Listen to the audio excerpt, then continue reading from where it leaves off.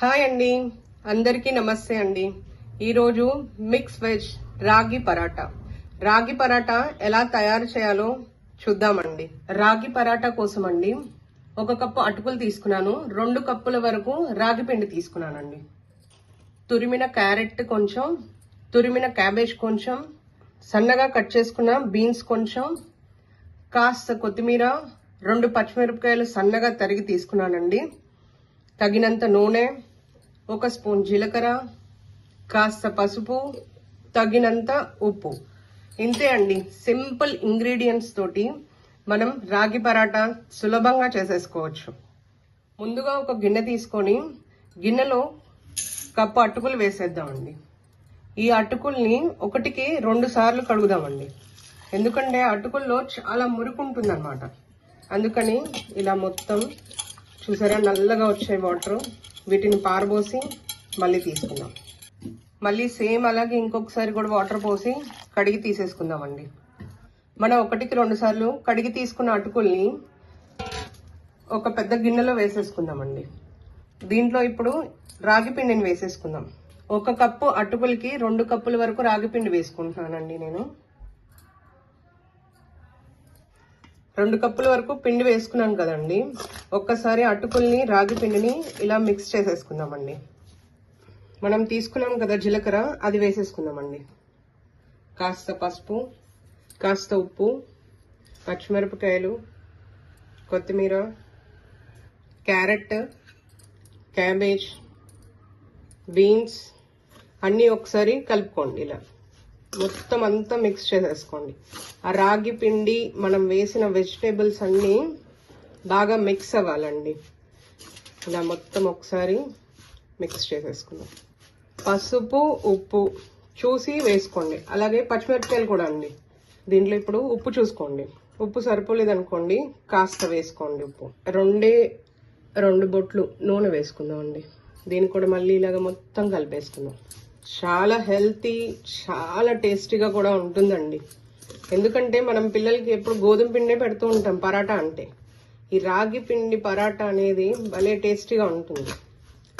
ఒక్కసారి పిల్లలకి చేసి పెట్టండి, మళ్ళీ మళ్ళీ అడుగుతారు. దీంట్లో ఇప్పుడు గోరువెచ్చటి నీళ్ళు పోసుకుందామండి. చల్ల నీళ్ళు పోయమాకండి. కాస్త రాగి పిండి గోరువెచ్చని నీళ్ళు పోసామనుకోండి, పచ్చివాసన అనేది ఉండదన్నమాట. దీంట్లో గోరువెచ్చటి నీటిని మాత్రమే పోయండి. కాస్త పోస్తూ కలుపుకోండి. మరి మొత్తం ఒకేసారి పోసేమాకండి. మనం సేమ్ పరాటా పిండి ఎలా కలుపుతామో మొత్తం అలాగే కలుపుకోండి.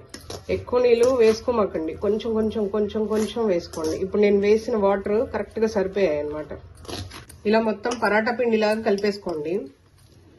ముద్ద ఇలా అయిపోతుంది అనమాట. దీంట్లో ఇప్పుడు కాస్త అంటే కాస్త నూనె వేసుకుందాం అండి. మరి గట్టిగా అనిపించింది అనుకోండి, కొంచెం వాటర్ వేసుకోండి. ఒకవేళ జావ అయిందనుకోండి, కంగారు పడకండి.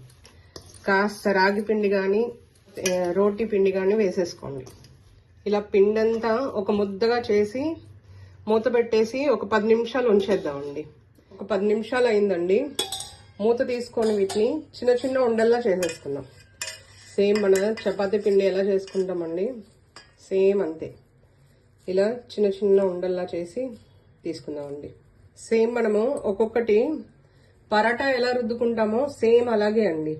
ఇలా పిండిలో డిప్ చేసి ఫస్ట్ తీసుకోండి. కాకపోతే మనం పరాటాని ఏంటంటే గట్టిగా ఇలా రుద్దుతూ ఉంటాం, కానీ దీనికి అలా కాదనమాట. స్లోగా జస్ట్ ఇలా అంటే సరిపోతుందండి. ఇలాగా రాగి పిండిది విరిగిపోతూ ఉంటుంది అనమాట. అందుకే జాగ్రత్తగా ఇలా తీసుకుంటే సరిపోతుంది. ఇలా రోటీ కర్రతోటి మీకు టైం చాలా తీసుకుంటుంది. ఇలా మీరు చేయితో అలవాటు ఉందనుకోండి, ఇప్పుడు నేను చూపిస్తున్నాను కదా, ఇలా డిప్ చేసేసుకోండి. దీని ఇలాగా ఇంతే. మరీ పల్చగా తీసుకోమాకండి, మరీ మందంగా తీసుకోమాకండి. మీరు ముందరే మీ పిల్లలకి అంటే చెప్పమాకండి, ఇలా రాగి రొట్టె అనేసి చెప్పమాకండి. మీరు ఇవ్వండి పిల్లలకి. ఫస్ట్ ఇచ్చిన తర్వాత వాళ్ళు టేస్ట్ చూస్తారు, అంత బాగుంటుంది, అప్పుడు చెప్పండి.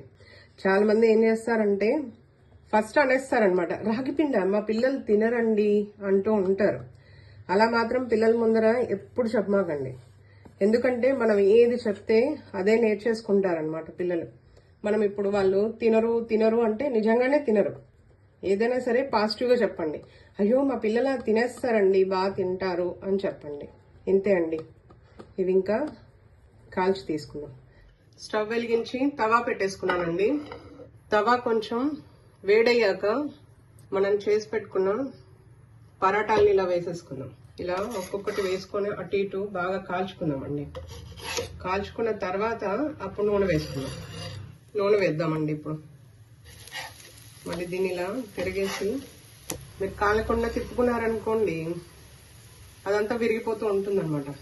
సిమ్లోనే ఉంచి ఈ రాగి పరాటాని కాల్చండి. ఇవన్నీ ఇలా కాలిపోయాయండి. ఇలా మనకు తెలుస్తుందండి, పైనకి వెజిటేబుల్స్ అన్ని ఇలా కనిపిస్తూ ఉంటాయి ఈ రాగి పరాటా కాలితే. ఒకవేళ ఇలా వెజిటేబుల్స్ కనిపించలేదనుకోండి, కాలేదనే అర్థం అనమాట, పచ్చి పచ్చిగా ఉందని.